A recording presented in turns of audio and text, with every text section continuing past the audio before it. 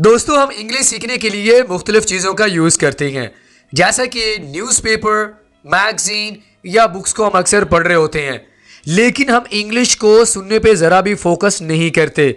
तो ऐसे students words को बोलने में अक्सर गलतियां कर जाते हैं। तो आज की वीडियो लेसन में हम डिस्कस करेंगे 13 ऐसी बाकमाल टिप्स जिनसे आप अपने तलफ़ुज़ को 100% बेहतर बना सकते हैं। तो चलिए दोस्तों, हमारे आज के लेसन का आगाज़ करते हैं, लेकिन उससे पहले आपसे रिक्वेस्ट है आप हमारे चैनल इल्म रेडी को लाजमी सब्सक्राइब करें और साथ में बेल आइकन को भी प्रेस कर दें। So friends, let's get started. दोस्तों, हमारे पास सबसे पहले टिप है कि आपने गौर से सुनना है। अब सवाल ही आता है कि कौन सी ऐसी चीज़ें हैं जिन्हें अगर आप गौर से सुनेंगे तो आपका तलफ़ुज़ बेहतर होगा। सबसे पहले इंपॉर्टेंट चीज़, आपने नेटिव स्पीकर्स यानी जो इंग्लिश बोलने वाले हैं, आपने उनको सुनना है।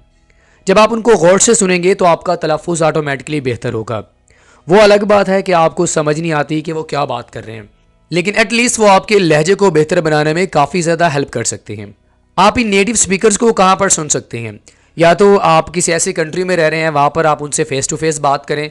जब आप उनसे फ़ेस टू फेस बात करेंगे तो आप मज़ीद बेहतर तरीके से उनकी जो मूवमेंट्स हैं, जो उनके एक्सप्रेशंस होते हैं, आप उनको बआसानी गौर कर सकते हैं और उनको कॉपी कर सकते हैं। या अगर आप फ़ेस टू फेस उनके साथ बात नहीं कर सकते तो आप उनको ऑडियोज़ वगैरह में सुन सकते हैं। आप मुख्तलिफ़ तरह के चैनल्स को फॉलो कर सकते हैं, या आप टीवी वगैरह पर आप बहुत सारे उनकी मूवीज़ वगैरह देखते हैं, आप उनकी ब्रॉडकास्ट को सुन सकते हैं। तो ऐसे दोस्तों बहुत सारे तरीके हैं जिनसे आप जो इंग्लिश बोलने वाले जो नेटिव्स जिनकी लैंग्वेज है, आप उनको अगर आप गौर से सुनेंगे तो यकीन करें ये वाली जो चीज़ है आपके तलफ़ुज़ को यानी इंग्लिश बोलते वक्त आपके तलफ़ुज़ को बेहतर करने में काफ़ी ज़्यादा आपको इससे हेल्प मिल सकती है। आपने क्या करना है कि जब कोई बात कर रहा हो या किसी को ऑडियो में सुन रहे हैं, वीडियो में आप किसी को देख रहे हैं, तो आपने उनको गौर से सुनना है। अब दोस्तों, चाहे आप उनके साथ फ़ेस टू फेस बात कर रहे हैं तो ये बहुत ही आपके लिए आसानी होगी कि आप उनको सुन सकेंगे, आप उनके एक्सप्रेशन वगैरह को भी फॉलो कर सकेंगे। ऑडियो में सुन रहे हैं या आप टीवी पर उनके कोई प्रोग्राम देख रहे हैं, जैसा कि बहुत सारे लोगों को शौक़ होता है कि वो इंग्लिश टू इंग्लिश प्रोग्राम्स वगैरह देखते हैं। आपने करना यह है कि जिस तरह वो अल्फाज़ों को अदा कर रहे होंगे, आपने उनके अल्फाज़ों के जो अदा करने का तरीका है, आपने उनको गौर से सुनना है और उनको फॉलो करने की कोशिश करनी है। जब आप उनके बोलने के जो तरीके होंगे उनको जब आप फॉलो करेंगे, बड़े ही क्लोजली आप उनको फॉलो करेंगे, तो यकीन करें आपको काफ़ी सारी समझ भी आएगी और आपका इंग्लिश बोलते वक्त तलफ़ुज़ भी काफ़ी ज़्यादा बेहतर हो जाएगा। तो दोस्तों, सबसे पहली टिप हमारे पास क्या है कि आपने गौर से सुनना है। नंबर 2 दोस्तों, हमारे पास ये टिप है, हर रोज़ आपने मशक करनी है। फ्रेंड्स, ये तो आपको पता होगा कि आपने कोई भी काम आपने अगर अच्छे तरीके से करना है, आपने इंग्लिश की बात मैं नहीं कर रहा, इससे हट के अगर आप कोई एक्टिविटी सीखना चाहते हैं, कोई ऐसा नया काम करना चाहते हैं, तो सबसे पहले आपको क्या मशवरा दिया जाता है कि आपने प्रैक्टिस करनी है रेगुलरली। इसी तरह अगर आप अपने इंग्लिश तलफ़ुज़ को बेहतर बनाना चाहते हैं कि आप बोलते वक्त आपका तलफ़ुज़ दुरुस्त रहे, तो आपने हर रोज़ मशक करनी है। ठीक है, आपने अपनी ज़ुबान को इस चीज़ पे लगाना है, आपने अपने मसल्स को स्ट्रॉन्ग करना है। ठीक है, जब आप इन चीज़ों को करेंगे तो आप की यादाश्त जो है वो भी काफ़ी ज़्यादा तेज़ हो जाएगी। जब आपकी यादाश्त वगैरह तेज़ हो जाएगी तो इंग्लिश का जो तलफ़ुज़ होता है उसको पिक करने में भी आपको बड़ी ही आसानी होगी। तो आपने बाकायदगी से आपने बोलने की कोशिश भी करनी है। तो अगर आप चाहते हैं कि आपका इंग्लिश तलफ़ुज़ बेहतर हो तो आपने रेगुलरली आपने प्रैक्टिस करनी है, आपने बोलने की मशक करनी है। इसी तरह अगर हम इंग्लिश बोलने की बात करें, आप इंग्लिश अपनी बेहतर बनाना चाहते हैं तो उसके लिए भी आपने इंग्लिश बोलना है, हर रोज़ आपने प्रैक्टिस करनी है। मुसलसल जब आप इस चीज़ की कोशिश करेंगे, आप रेगुलर बेसिस पे आप 1 या 2 घंटे रख लें कि इस टाइम पे मैंने प्रैक्टिस करनी है बोलने की, तो यकीन करें जब आप मुसलसल इस चीज़ पे प्रैक्टिस करते रहेंगे तो एट द एंड आपको कुछ ही दिनों में आपका जो तलफ़ुज़ होगा बेहतर होगा और आपको काफ़ी सारा डिफरेंस फील होगा। तो दूसरी टिप हमारे पास क्या है कि आपने रेगुलरली आपने प्रैक्टिस करनी है। ओके, नंबर 3 पे दोस्तों हमारे पास गाइडलाइंस आपने यूज़ करनी है कि रहनुमाई वाली चीज़ों का आपने इस्तेमाल करना है। दोस्तों, आजकल के दौर में, क्योंकि आजकल का जो दौर है वो टेक्नोलॉजी का है, आपके लिए चीज़ें बहुत सारी आसान हो गई हैं, इलेक्ट्रिकल चीज़ें आपके लिए आ गई हैं। तो आप टेक्नोलॉजी का यूज़ करते हुए आप अपने लिए किसी भी काम को आप आसान बना सकते हैं, यानी मशीनरी का इस्तेमाल करते हुए آپ اپنے لیے جو روزمرہ کام جس طرح آپ آسانی کے ساتھ کر سکتے ہیں. اسی طرح اگر آپ کسی لینگویج کو بہتر بنانا چاہتے ہیں, اپنے تلفظ کو بہتر بنانا چاہتے ہیں, تو آپ مختلف جو گائیڈ لائنز والی ایپس ہوتی ہیں آپ ان کا استعمال کر سکتی ہیں. ٹھیک ہے, اب اگر ہم گائیڈ لائنس کی بات کریں تو اس میں مختلف زبان والی ایپس ہوتی ہیں جو کہ آپ کو پلے اسٹور سے بہت زیادہ مل جائیں گی. اگر آپ کو نہیں پتہ تو آپ اپنے جو انگلش کا نالج رکھنے والے ہیں, جو ان چیزوں کو یوز کرتے ہیں, آپ ان سے مدد لے سکتے ہیں. تو آپ ایسی لغات کا استعمال کریں جس میں آپ کا تلفظ بہتر ہو. آپ کو تلفظ کے بارے میں گائیڈ لائنس دی جائیں. انگلش بولتے وقت آپ کا تلفظ کیسا ہونا چاہیے, ایسی بھی ایپس ہوتی ہیں جو آپ کی ہیلپ آؤٹ کر سکتی ہیں. تو بہت ساری ایسی لینگویجز ایپس ہیں جو کہ جن کا آپ یوز کر سکتے ہیں اپنے تلفظ کو بہتر بنانے کے لیے. وہاں پر ہوتا کیا ہے کہ وہاں پر آپ کو آڈیوز سننے کو ملتی ہیں. آپ نے ان آڈیوز کو بار بار آپ نے ان کو سننا ہے اور آپ نے اسی تلفظ کو فالو کرنے کی کوشش کرنی ہے. نمبر 3 پہ ہمارے پاس ٹپ کیا آگی دوستو, آپ نے گائیڈ لائنس والی جو چیزیں ہیں آپ نے ان کا یوز کرنا ہے. ان میں مختلف طرح کی ایپس کا آپ استعمال کر سکتے ہیں. ٹپ نمبر 4, آوازوں کو پہچانیں. یعنی آپ نے مختلف طرح کی جو ہم بولتے وقت آوازیں نکال رہے ہوتے ہیں, آپ سن رہے ہوتے ہیں, تو آپ نے ان ساؤنڈس کو ریکگنائز کرنے کی کوشش کرنی ہے. فار ایگزامپل وائی, واٹ, واو. تو آپ نے کیا کرنا ہے, آپ نے جو الفاظ کی مختلف طرح کی ساؤنڈز آپ کے سامنے میں پیش کر رہا ہوں, آپ نے ان کو نقل کرنے کی کوشش کرنی ہے. آپ نے ان کو پہچاننے کی کوشش کرنی ہے کہ اگر میں ایک ورڈ کو بول رہا ہوں تو اس میں جو آواز آ رہی ہے وہ کیسے آ رہی ہے. Y, you, N, psychology, English. تو اگر آپ ان آوازوں کو اچھے سے پہچان سکتے ہیں آپ اپنے تلفظ کو درست کر سکتے ہیں. ٹھیک ہے, آپ کا تلفظ تبھی بہتر ہوگا جب آپ ہر ایک لیٹر کو جب ہم بولتے ہیں تو اس کا جو ساؤنڈز ہوتا ہے نا وہ ڈیفرنٹ ہوتے ہیں. تو جب آپ ان ساؤنڈز کو اچھے سے ریکگنائز کر لیں گے, پہچان لیں گے, آپ ایزیلی اپنے تلفظ کو بھی بہتر کر سکتے ہیں. دوستو جب آپ ایک ورڈ کی جو آواز ہے اس کو آپ نقل کر لیں گے, یعنی آپ اس کو فالو کرنا سیکھ لیں گے, تو اس کا فائدہ آپ کو یہ ہوگا کہ اس سے ملتے جلتے اور بھی بہت سارے حروف ہوتے ہیں.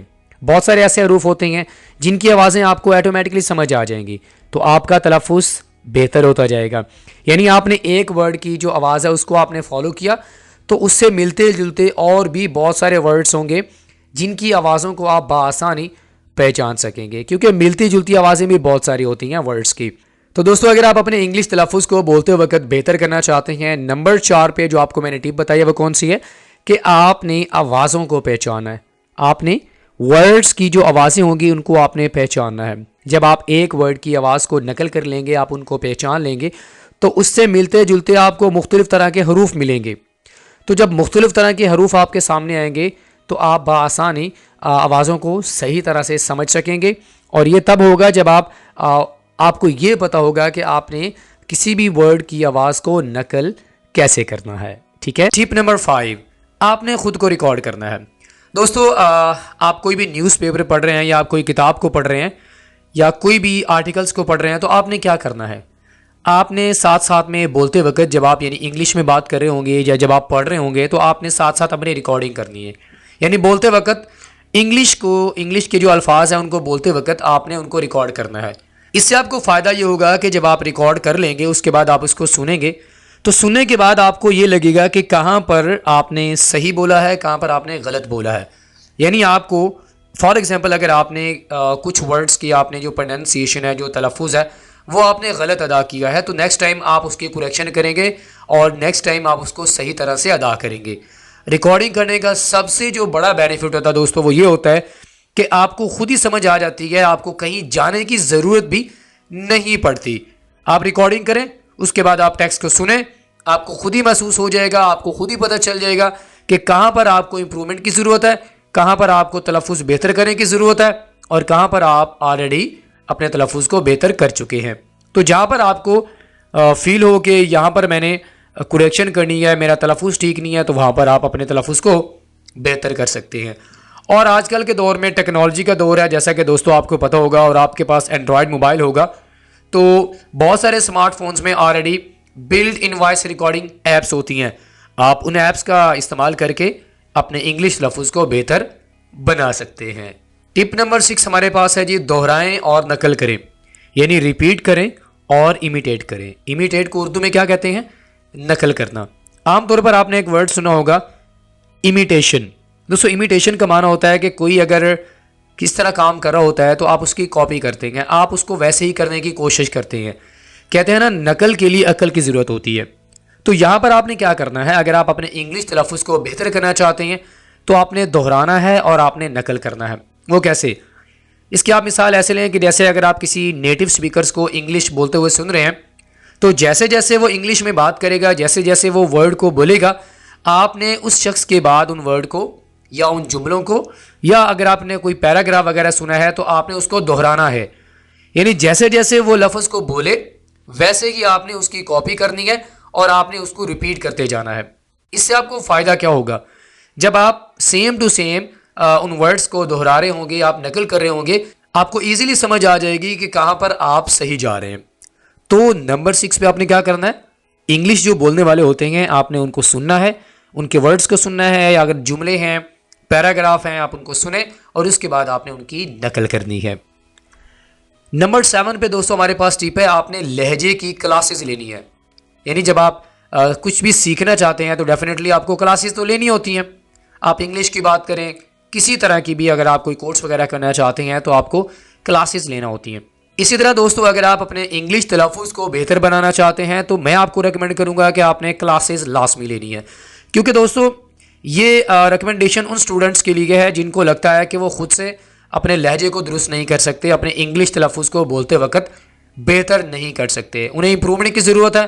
تو آپ بہتر امپرومنٹ کے لیے اگر آپ خود سے یہ کام نہیں کر سکتے تو آپ نے پروننسیشن کلاسز لازمی لینی ہے. دوستو جب آپ پروننسیشن کی کلاسز لے رہے ہوں گے تو آپ نے جو ٹیچر آپ کو کہے, کیونکہ ٹیچر کی اپنی پرسنل اوپینینز بھی ہوتی ہیں, آپ نے ان کو فالو کرنا ہے, اور ساتھ ساتھ میں ٹیچر جو آپ کو گائیڈ کرے آپ نے ان تمام چیزوں کو فالو کرنا ہے. ڈیفینیٹلی میں آپ کو یقین سے کہہ سکتا ہوں جب آپ لہجے کی کلاسز لیں گے, اس طرح جب آپ انگلش سیکھنا چاہتے ہیں تو آپ انگلش اسپیکنگ کورس کرتے ہیں, ٹھیک ہے, تو انگلش اسپیکنگ کورس کرنے کے بعد آپ کو انگلش میں بہتری نظر آتی ہے. اسی طرح جب آپ پروننسیشن کی کلاسز لیں گے تو آپ کے تلفظ میں بہتری لازمی آئے گی. نمبر 7 پہ دوستو ہمارے پاس ٹپ ہے کہ آپ نے منہ اور ہونٹوں کی مشق کرنی ہے. اگر آپ پرسنلی مجھ سے پوچھیں تو انگلش تلفظ کو بہتر کرنے کے لیے یہ والا جو ڈی والی جو ٹپ ہے نا بہت ہی زیادہ امپورٹنٹ ہے. اب اس میں کرنا کیا ہوتا ہے, آپ نے کوئی بھی بندہ اگر انگلش میں بات کر رہا ہے وہ ایک ایک ورڈ کو وہ پروناؤنس کر رہا ہوتا ہے, تو آپ نے یہ دیکھنا ہے کہ یہاں پر اس کے منہ اور جو لپس ہیں اس کی موومنٹ کیا ہے, اس کے فیس ایکسپریشن کیا ہیں. دوستو اگر آپ انگلش تلفظ کو بہتر بنانا چاہتے ہیں تو آپ کو فیس ایکسپریشن لازمی آپ نے انڈرسٹینڈ کرنے کے, آپ نے ان کو فالو کرنا ہوگا, آپ نے اچھے سے ان چیزوں کو انڈرسٹینڈ لازمی کرنا ہے. تو آپ نے منہ اور ہونٹوں کی جو لچک ہے اگر آپ اس کو بہتر بنانا چاہتے ہیں, اس کو بہتر بنانے کے لیے آپ نے مشق کرنی ہے, آپ نے جتنا ہو سکے آپ نے اس کی پریکٹس کرنی ہے. اب اس میں ہوتا کیا ہے, اگر آپ اپنے انگلش تلفظ کو بہتر بنانا چاہتے ہیں تو آپ نے مختلف طرح کی جو موومنٹس, اور یہ موومنٹس کب ہوتی ہیں جب ہم مختلف طرح کے ورڈز کو بول رہے ہوتے ہیں تو ہمارے ماؤتھ کی اور ہمارے جو لپس ہیں ان کی کیا موومنٹ ہے. یعنی ایک ورڈ کو بولتے وقت ہمارے منہ کا جو ایکسپریشن ہے وہ کیسا ہوگا, یعنی کس طرح ہم اس کو کریں گے, اور اسی ورڈ کو اگر آپ بولتے ہیں یا کسی ڈیفرنٹ ورڈ کو بولتے ہیں تو آپ کے جو ہونٹ ہیں اس کی موومنٹ کیا ہوگی. تو یہ چیز بہت ہی امپورٹنٹ ہے, آپ نے اس کی لازمی مشق کر لینی ہے.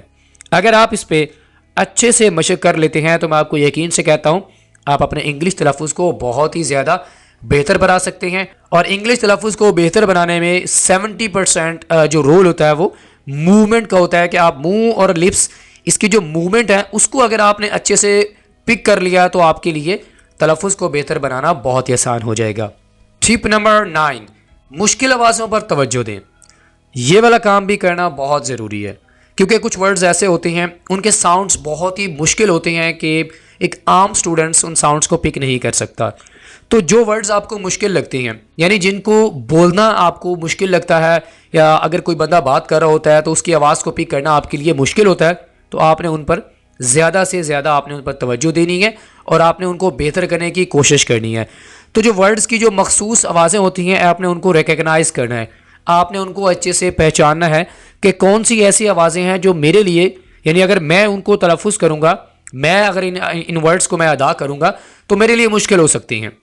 آپ نے ان ورڈز کو پک کرنا ہے. ان ورڈز کو سلیکٹ کرنے کے بعد جو آپ کو یعنی کہ مشکل لگتے ہیں, ان کی آوازیں مشکل لگتی ہیں, آپ نے انڈیویجولی ان ورڈز یعنی ان ساؤنڈز پر آپ نے پریکٹس کرنی ہے. دوستو یاد رکھیے گا اگر آپ اپنے انگلش تلفظ کو بہتر بنانا چاہتے ہیں تو ڈیفینیٹلی آپ کے لیے آسان نہیں ہوگا. کچھ چیزیں ہیں, کچھ ٹپس ہیں جو آپ نے لازمی فالو کرنی ہے جو کہ آپ کے لیے ہیلپ فل ثابت ہو سکتی ہیں. تو ان میں سے ایک یہ بھی ٹپ ہے کہ آپ نے کچھ ورڈز کو سلیکٹ کر لینا ہے جن کی ساؤنڈز آپ کو مشکل لگتی ہے, تو ان ساؤنڈز پر آپ نے پریکٹس کرنے کی کوشش کرنی ہے. بار بار آپ ان پر پریکٹس کریں. مشکل آوازوں پر جب آپ توجہ دیں گے تو آپ کا انگلش تلفظ بھی بہتر ہو جائے گا. نمبر 10 پہ دوستو ہمارے پاس ٹپ ہے زبان مڑوڑ الفاظ کی مشق, یعنی انگلش میں انہیں کہا جاتا ہے ٹنگ ٹویسٹرز. یہ آپ کو امیج میں نظر آ رہا ہوگا, شی sales C shells by the سی شور. تو اس طرح کے ٹنگ ٹویسٹرز آپ نے بہت سارے دیکھے ہوں گے, سنے ہوں گے اور آپ نے پڑھے بھی ہوں گے, اور یقیناً ان پر کام کرنا, ان کو سمجھنا, ان کی پریکٹس کرنا بھی بہت مشکل ہوتا ہے. لیکن دوستو اگر آپ اپنے انگلش تلفظ کو بہتر بنانا چاہتے ہیں تو اپنی زبان کو آپ ایکٹیو کرنا چاہتے ہیں, آپ اپنے جو تلفظ ہے اس کو اگر آپ بہتر بنانا چاہتے ہیں, اپنی زبان کو بھی ساتھ ساتھ لہجے کو اور انگلش تلفظ کو, تو آپ نے ٹنگ ٹویسٹرز پر لازمی کام کر لینا ہے. یہ کام تو تھوڑا مشکل ہے کیونکہ ٹنگ ٹویسٹرز بہت مشکل سے آپ ان کو پروناؤنس کر سکتے ہیں, لیکن اگر آپ مشکل آواز والے جو ورڈز ہیں ان پر اگر آپ اچھے سے پریکٹس کر لیتے ہیں تو میں آپ کو یقین سے کہتا ہوں آپ کے لیے تلفظ بالکل بھی مشکل نہیں رہے گا. کیونکہ ٹنگ ٹویسٹرز کو بولنا, ایک ایک ورڈ کو بولنا اور ترتیب کے ساتھ بولنا بہت مشکل ہوتا ہے. یعنی ایک دفعہ تو آپ آرام سے بول لیں گے, لیکن اگر آپ ان ورڈز کو یا سینٹینسز کو بار بار بولیں گے تو آپ جب بار بار بولیں گے تو آپ بآسانی ان کو کر لیں گے.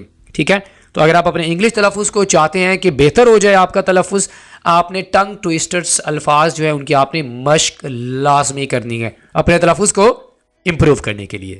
ٹپ نمبر 11, روزانہ آپ نے اونچا پڑھنا ہے. ریڈ لاؤڈ, لیکن وہ بھی آپ نے ہر روز کرنا ہے. اچھا, اگر آپ یہاں پر میں یہ نہ لکھتا کہ روزانہ, تو ہو سکتا ہے کہ آپ ایک دن اونچا پڑھیں گے باقی پھر آپ ہفتے کے بعد اونچا پڑھیں, تو یہ تو پھر آپ کو فائدہ ہی نہیں ہوگا. اگر آپ چاہتے ہیں کہ آپ انگلش تلفظ کو بہتر بنائیں تو ریگولرلی آپ نے پریکٹس کرنی ہے, آپ نے روزانہ اونچا پڑھنا ہے. اونچا آپ نے کیا پڑھنا ہے؟ سوال بہت انٹرسٹنگ ہے. تو یہاں پر میں آپ کو بتاتا ہوں کہ کون سی ایسی چیزیں ہیں جنہیں اگر آپ روزانہ اونچا پڑھیں گے, لاؤڈ پڑھیں گے, وہ آپ کے انگلش تلفظ کو درست کر سکتے ہیں, بہتر بنا سکتی ہیں. دوستو اگر ہم پڑھنے کی بات کریں تو آپ مختلف طرح کی بکس کا مطالعہ کر سکتے ہیں. آپ اپنے انٹرسٹ کے مطابق پڑھیے گا تاکہ آپ جب آپ کو کسی چیز میں انٹرسٹ ہوتا ہے نا تو آپ اس کو پڑھتے ہیں, ساتھ ساتھ میں آپ میں امپرومنٹ بھی آتی ہے اور اس کا فائدہ بھی آپ کو ہوتا ہے. اسی طرح آپ مختلف مضامین کا مطالعہ کر سکتے ہیں, یا کوئی بھی لکھا ہوا مواد ہے جیسا کہ آپ نیوز پیپر ہے یا کوئی انالیسز وغیرہ ہوتے ہیں, کوئی بھی آرٹیکلز وغیرہ مختلف طرح کے نیوز پیپر میں چھپے ہوتے ہیں, تو آپ بلند آواز سے آپ ان کو پڑھیں, آپ کے لیے کافی زیادہ ہیلپ فل ثابت ہوں گے, آپ کا لہجہ لازمی بہتر ہوگا. اب اس سے فائدہ کیا ہوگا؟ فائدہ یہ ہوگا کہ آپ مختلف طرح کے مواد کو آپ ریڈ کر رہے ہیں اور آپ اونچا ریڈ کر رہے ہیں, آپ کی پریکٹس ہو رہی ہے ورڈز کو بولنے کی. آپ جب ورڈز کو بولیں گے آپ کا تلفظ بہتر ہوگا. ایک دفعہ ورڈ کو بولیں گے شاید آپ مسٹیک کر جائیں, آپ کا تلفظ بہتر نہ ہو, تو آپ نے دوبارہ سے پھر اس کو بولنا ہے. جب آپ مختلف الفاظ کو بار بار اونچا پڑھیں گے تو آپ کی پریکٹس ہوگی. اور یاد رکھیے گا دوستو, کسی بھی چیز کو نا اگر آپ بہتر کرنا چاہتے ہیں, کسی بھی فیلڈ کی بات ہو, تو اس میں پریکٹس لازمی ہوتی ہے. تو یہاں پر بھی آپ نے مختلف الفاظ کی بار بار پریکٹس کرنی ہے, اور اس میں فائدہ یہ ہوگا کہ آپ کے پڑھنے میں, آپ کے تلفظ کو بہتر بنانے میں, آپ کی انگلش اسپیکنگ بھی, اور یہ ساری چیزیں آپ کی بہتر ہوں گی. ان میں فلوئنسی آئے گی, ان میں روانگی آئے گی, اور جب روانگی آئے گی تو ڈیفینیٹلی آپ کا انگلش تلفظ بھی بہتر ہو جائے گا. ٹپ نمبر 12, اکیلے گانا گائیں. What an interesting way, what an interesting ٹپ جس کو یوز کر کے آپ اپنے انگلش تلفظ کو بہتر کر سکتے ہیں. ڈیفینیٹ سی بات ہے, اگر آپ کو گانے سننے کا شوق ہے تو آپ کو گانے کا بھی شوق ہوگا. تو یہاں پر میں آپ کو ایک ٹپ بتانے جا رہا ہوں جو کہ آپ کے لیے کافی زیادہ ہیلپ فل ثابت ہو سکتی ہے. آپ گانوں کو انجوائے کریں اور ساتھ ساتھ میں اپنے انگلش تلفظ کو بھی بہتر بنائیں. آپ نے کرنا کیا ہے؟ ڈیفینیٹلی آپ نے انگلش تلفظ کو بہتر بنانا ہے. آپ انگلش ورڈز کو صحیح طرح سے بولنا سیکھنا چاہتے ہیں تو آپ نے اردو یا پنجابی کا گانا تو آپ نے سننا نہیں ہے, بلکہ آپ نے انگلش گانے سننے ہیں. آپ کا اس سے تلفظ اور آپ کا جو ایکسنٹ ہے وہ بہتر ہو سکتا ہے. آپ نے کرنا کیا ہے؟ جو بھی گانا آپ کو پسند ہو آپ نے اس کو سننا ہے. سننے کے بعد آپ نے جو بھی جیسے بھی جو سنگر ہے وہ بول رہا ہوگا, سینٹینسز کو جس طرح وہ تلفظ کر رہا ہوگا, پروننسیشن کو آپ نے فالو کرنا ہے. اور یاد رکھیے گا دوستو، جو بھی سانگز آپ سنتے ہیں نا، ان کو اکثر آوازوں کو نا بڑھا چڑھا کر پیش کرتے ہیں، ٹھیک ہے؟ آپ کو ٹون بھی سمجھ آنی چاہیے، کہاں پر وہ سٹریس ڈال رہے ہیں، کہاں پر وہ سٹریس نہیں ڈال رہے، کبھی آواز نیچی ہو جاتی ہے، کبھی اونچی ہو جاتی ہے، تو آپ نے ان تمام چیزوں کو انڈرسٹینڈ کرنا ہے، ٹھیک ہے؟